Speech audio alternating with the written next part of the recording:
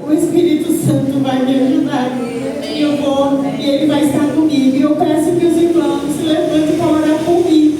E eu quero que os irmãos, nas suas orações, falem assim: Senhor, faça com que a irmã Gisaia lembre do que ela estudou da tua palavra e que ela fale não dela, mas que o Senhor instruiu. Ó Senhor Deus, eu te peço, Senhor Jesus, ativa a minha memória, Senhor, para lembrar aquilo que o Senhor me orientou, Espírito Santo. Trabalha, Senhor, meu coração, sonda o meu coração. Tira, Senhor Jesus, de minha vaidade, Senhor Deus, a soberba, Senhor. Me orienta, Pai, para trazer a palavra que o Senhor quer que eu traga, que eu fale aquilo que o Senhor quer e não o que eu quero, Senhor Jesus. Oh, Pai, eu te agradeço, Pai. Amém.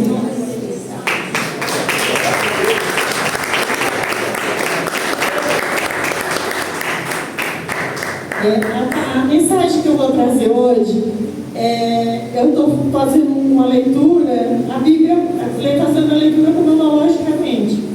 E eu escolhi a irmã Clara para eu mandar áudio para ela e ela ouvir os meus comentários. Porque eu gosto que quando eu estou estudando, eu gosto de falar, compartilhar com alguém aquilo que eu estou aprendendo. Dá a impressão que quando eu não falo com ninguém, quando eu não falo para a Josi, ou eu mando algo para a irmã Clara, parece que com o tempo, parece que as coisas não ficam na mente. Então, quando você compartilha aquilo que você aprendeu com alguém, é maravilhoso, aquilo fica na sua mente. E às vezes, quando o pastor está trazendo a palavra aqui, que você vem à tona aquela passagem que você leu na Bíblia. Isso é maravilhoso, quando você compartilha conhecimento com o irmão. Eu agradeço cada irmão que vem aqui, que traz a palavra. Eu aprendo. E quando o irmão está aqui falando, vai passando na minha mente toda aquela passagem que eu estudei na Bíblia. E isso é maravilhoso. E hoje eu vou trazer o livro de Gênesis, capítulo 4.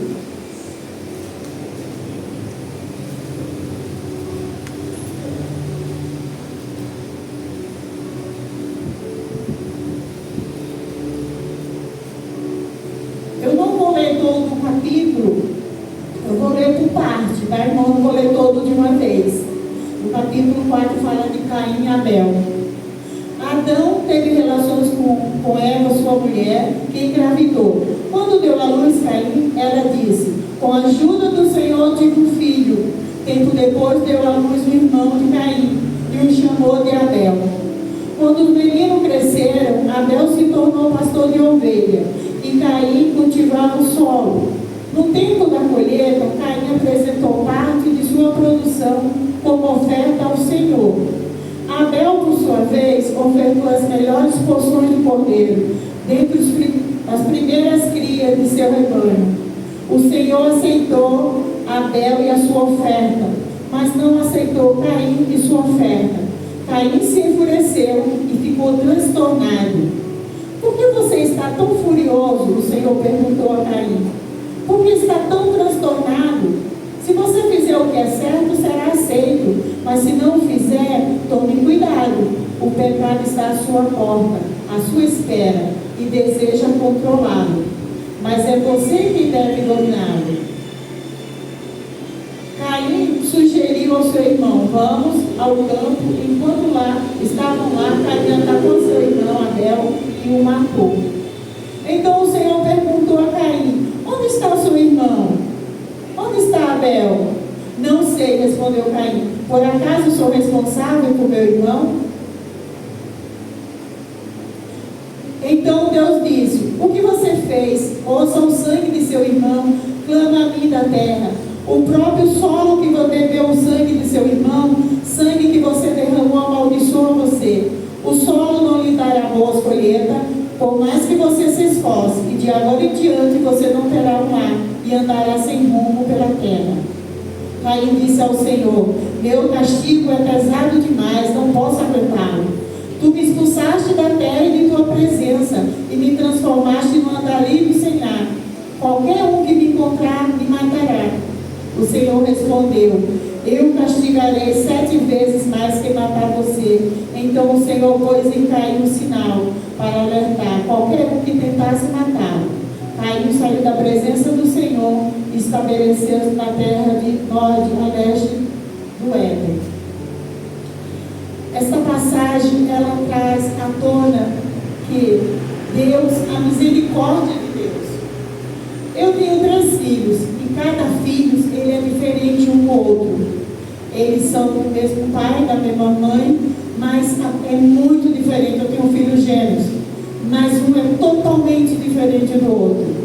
E aqui, o que me chama muita atenção nessa passagem é aqui quando Deus, quando Caim vai fazer a oferta dele, o sacrifício a Deus, e oferece a oferta a Deus, e o Deus o rejeita e aceita a oferta de Abel.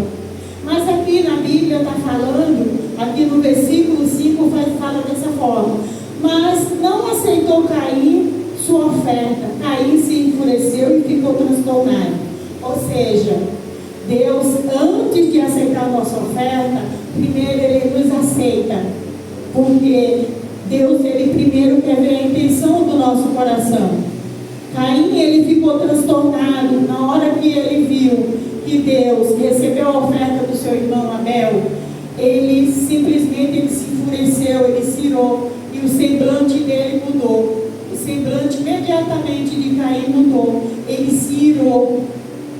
E antes mesmo dele praticar, antes dele matar o seu irmão Abel, e o que mais me impressiona, quanto Deus ele é misericordioso e ele é amoroso. Porque ele fala assim, Deus fala assim para Caim: por que você está tão furioso? O Senhor perguntou a Caim: por que está tão transtornado? Se você fizer o que é certo, não será aceito. Mas se não fizer, tome cuidado. O pecado está à sua porta, à sua espera, e deseja controlar. Mas é você quem deve dominá-lo. Ou seja, muitas vezes, Deus, Ele deixou o Espírito Santo dele, o Consolador. E muitas vezes, quando nós somos tentados a pecar, o Espírito Santo nos avisa, para que nós não pecamos. Mas aqui Deus fala para Caim: compete a você controlar essa sua raiva, esse seu ódio contra seu irmão. Mas Caim, ele não ouviu. Ele não ouviu. Deus deu uma chance para ele se arrepender. Deus, quando falou para ele assim: por que você está tão furioso? Em momento nenhum, Caim chegou para Deus e falou: como eu devo fazer para que o Senhor receba a minha oferta? Como eu devo oferecer a minha oferta ao Senhor, para que o Senhor aceite como aceitou do meu irmão Abel? Em momento nenhum, Caim falou isso para Deus. Ele se enfureceu quando Deus recebeu a oferta de Abel. Mas Deus, Ele sabe a intenção do nosso coração. Deus sabe quando nós prestamos culto a Ele. O culto a Deus não é só quando nós estamos aqui na igreja, louvando, quando vimos ao culto, das quartas, aos domingos. O culto a Deus é a nossa vida. Não adianta nós virmos para a igreja, louvar a Deus, dar oferta, dar o dízimo, e nós não tivemos um coração transformado. Porque Deus, Ele conhece o mais íntimo de nós. E aqui, Deus sugere para Caim para que ele não deixe que o pecado controle, que a ira deixe dele dominar ele. Mas ele não ouviu. E aqui então o Senhor pergunta a Caim: onde está seu irmão? Onde está Abel? Lógico que essa pergunta que Deus fez para ele é uma pergunta retórica, porque Deus, Ele conhece todas as coisas, Ele sonda os nossos corações, Ele sabe de todas as coisas. No livro de Hebreus, capítulo 12, versículo 4, no versículo que eu troquei, ele fala assim que a palavra de Deus, ela é viva e poderosa.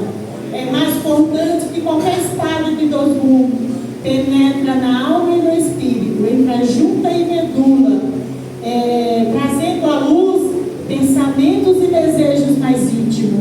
Deus, Ele colocou em cada um de nós o dever, a essência, para nós identificar o que é certo e o que é errado. O pecado é aquilo que agrada a Ele, está dentro de nós. Deus, Ele falou para nós que nós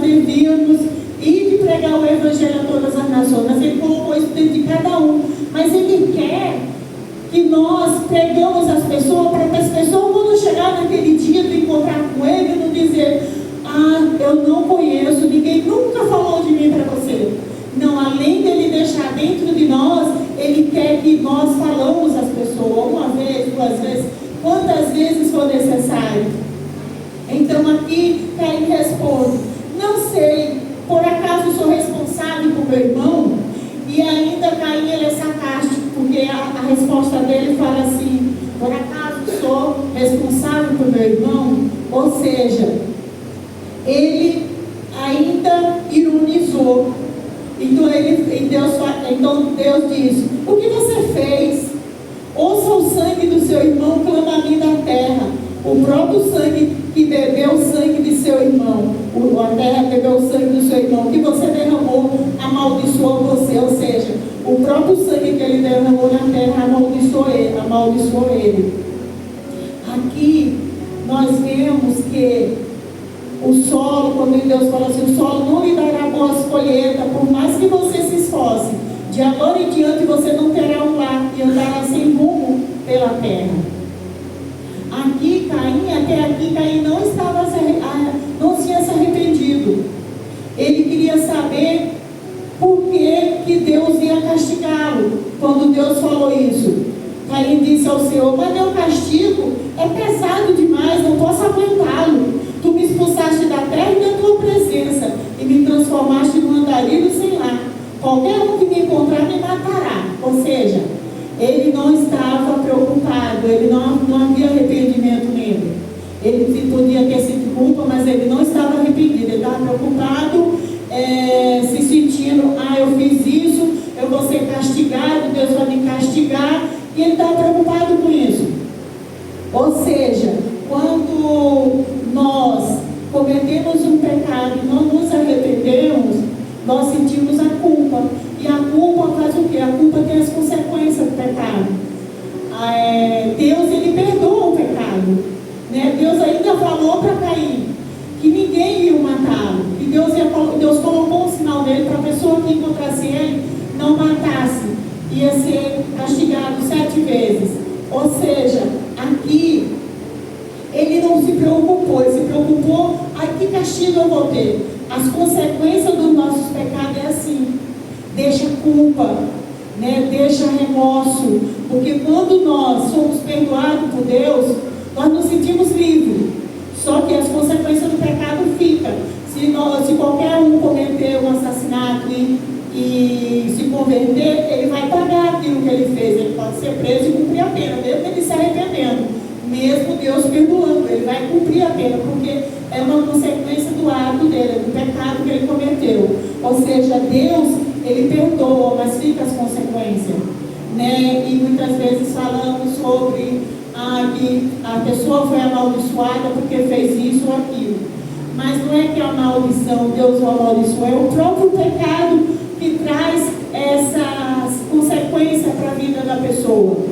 Eu no início da minha conversão, eu vou falar na primeira pessoa, o pastor me convidou para ser batizada nas águas, e eu falei não. Por que eu falei não? Porque eu me sentia culpada demais por algo que eu tinha feito, e eu achava que Deus não tinha me perdoado. E eu falava assim: como é que eu vou me batizar se eu me sinto culpada por isso?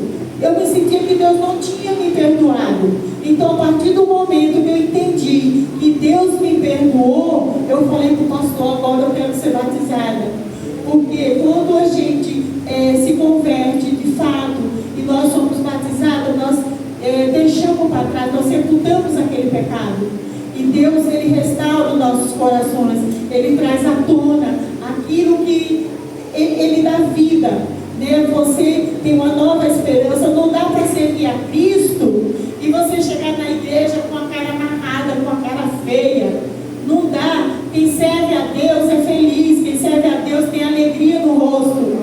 Quem serve a Deus não fica enfurecido com o irmão por qualquer motivo. Quem serve a Deus é alegre. Eu fico muito feliz quando eu recebo abraço dos irmãos. E aqui, continuando, quando Deus recebe a oferta de Abel, e E Caim se enfurece. A gente aqui percebe que Deus, Ele escolhe as nossas ofertas, o nosso... eu pensando nessa semana, eu fui dormir, a mensagem passava na minha cabeça, o que eu vou falar? E como que nós cultuamos a Deus? Como que é o verdadeiro culto a Deus? O verdadeiro culto a Deus é a nossa vida. É a nossa vida na nossa casa, com a família, é a nossa vida com os amigos, é a nossa vida no trabalho, é a nossa vida o tempo todo. Nós estamos cultuando a Deus. E quando aqui na igreja tem um irmão que vem no dia da limpeza, ele vem aqui, limpa a igreja, ele também está cultuando a Deus. A irmã aqui do louvor também está cultuando a Deus. Eu admiro muito e eu peço muito a Deus pela vida da irmã Andréia. Porque eu fico pensando assim, será que eu teria essa coragem de trabalhar o dia inteiro e depois chegar e ir para o ensaio e ficar dia de terça-feira para o ensaio das mulheres, depois tem outro ensaio do louvor? Será que eu faria isso, Senhor? Aí eu falo, Senhor, abençoa a vida dela, Senhor Jesus. Dá graça, Senhor, para que ela continue. A Dani, a Cláudia, são todas mulheres que trabalham, mas estão aqui, estão cultuando a Deus. A irmã Clara, no dia de ceia, ela prepara aquele pão delicioso. E depois ainda, ela deixa um pão para a gente comer lá. Você pode passar um pequeno pão que ela faz que é delicioso. Ela também está cultuando a Deus. Cada um de nós que estamos aqui na nossa vida, na forma como nós nos congregamos, nós também estamos cultuando a Deus, é um culto a Deus. Você não só oferece a oferta a Deus quando você dá financeiramente o seu dízimo, quando você traz uma oferta financeira, não. Você também cultua a Deus com a sua vida. Abel também cultuava.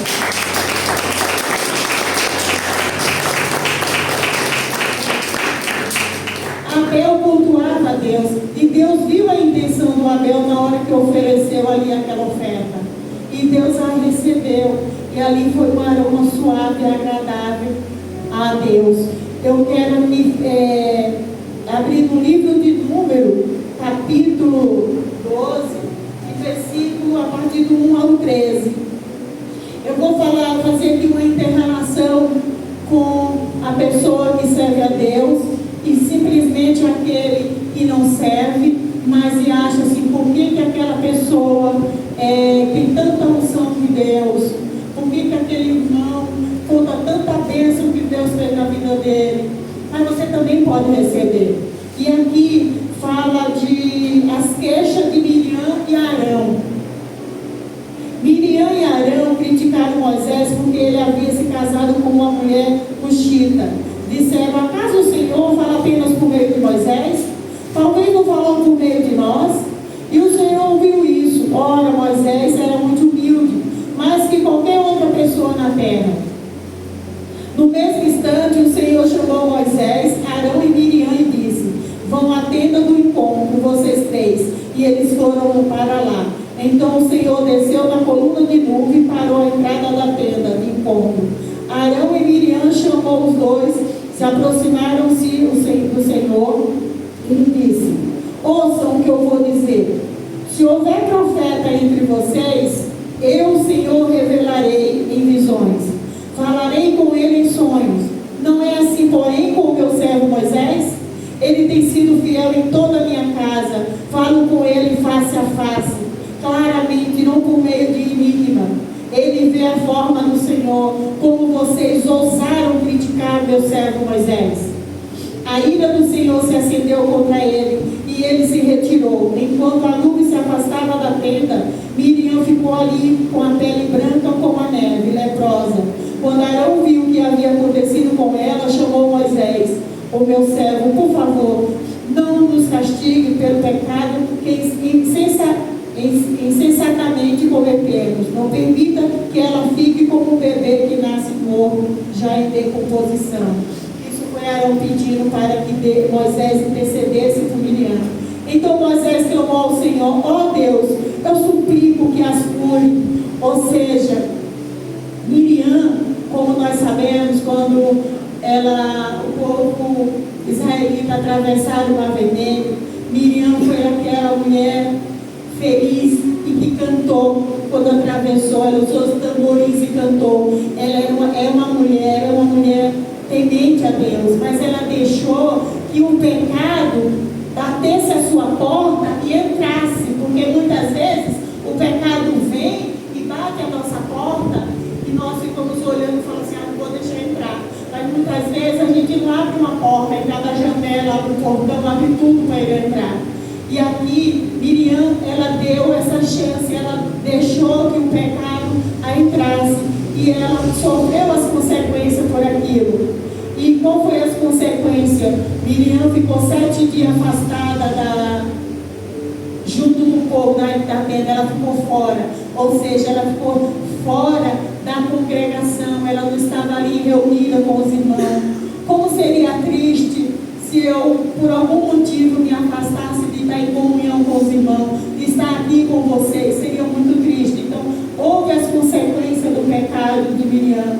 Nós não sabemos aqui na igreja qual os irmãos que têm a vida em comunhão com Deus, que tem uma vida em oração. E se muitas vezes você critica aquele irmão, Deus conhece o coração, Deus sonda os nossos corações. Por isso que nós temos que temer muito antes de nós ficar falando de algum irmão. O irmão não veio para a igreja por causa disso ou aquilo, mas em casa talvez ele esteja lá orando e ainda está pedindo a Deus pela sua vida. E às vezes nós estamos lá criticando ele está lá de joelho orando, Deus, abençoa ele, Senhor, guarda ele, prospera a vida dele. Então nós temos que ficar muito atento a tudo isso, porque o verdadeiro culto a Deus é isso, ser temente a ele, vigiar para que nós não possamos deixar que o pecado mata a nossa porta e nós deixamos ele entrar. Aqui no livro é muito texto para eu estar falando. Eu trouxe alguma coisa anotada aqui, mas na hora eu nem olho. Eu trago para a gente, eu vou anotar e vou trazer. Só que eu na hora eu não falo da minha mente e acabo não falando. E aqui eu penso assim comigo, eu coloco sempre aqui na primeira pessoa. Será que essa oferta que eu faço a Deus é mesmo para Deus? Ou o que eu faço para o pastor, ou para me exibir para os irmãos? Será que eu estou contribuindo mesmo para a obra de Deus? Será que eu tenho inveja do irmão que é temente a Deus e Deus o abençoa? E no ímpeto de ser abençoado, eu ofereço um culto a Deus de qualquer jeito? No livro de Números, como eu falei, a Miriam, ela foi lá criticar, falou que só Deus só falava com Moisés, que Deus podia também falar com ela. E eu me fiz essa pergunta: Deus, o sacrifício que Deus deseja, é aqui no Salmo 51:17. O sacrifício que Deus deseja é um espírito quebrantado. Não rejeitará um coração humilde e arrependido. Ou seja, nós devemos sempre estar atento. Sempre estar atento. Como é que nós oferecemos o nosso culto a Deus? E eu peço sempre para que Deus, Ele fale comigo, me capacite, que quando eu estiver fazendo algo para me vai descer, Ele fale comigo. Ele fale comigo de uma forma que o irmão venha e me alerte. Eu iria agradecer. Na hora pode ser que eu fique triste, mas eu iria agradecer. Sempre no dia de ceia, eu choro demais. Por quê? Eu lembro o quanto as minhas vestes ainda estão tão sujas. E eu vejo que Deus, com o seu sangue, Ele deu o seu sangue por mim, pelos meus pecados. E mesmo assim eu ainda estou com as vestes sujas. E eu falo: Senhor, eu não sou merecedora. Ali nós estamos bebendo simbolicamente o sangue de Jesus, a carne dele que foi moída por nós. E não dá para você tomar ceia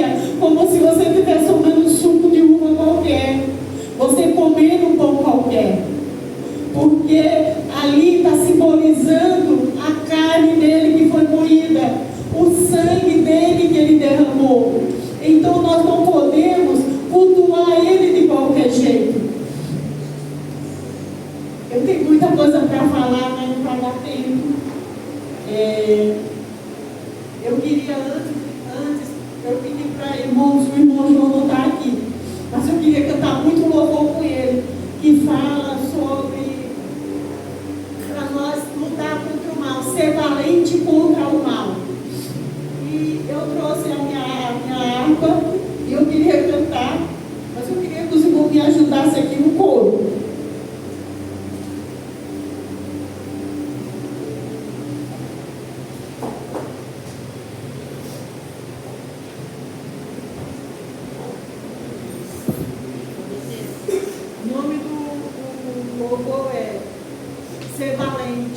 Ser valente contra o mal. Aí os irmãos vão cantar comigo no coro aqui, eu vou cantar do meu jeito. A minha voz assim meio alta, mas vai assim. Na batalha contra o mal, ser valente. Segue em marcha triunfal, ser valente. Olha o alvo que é Jesus, que a vitória te conduz. Oh, não deixe tua cruz, ser valente.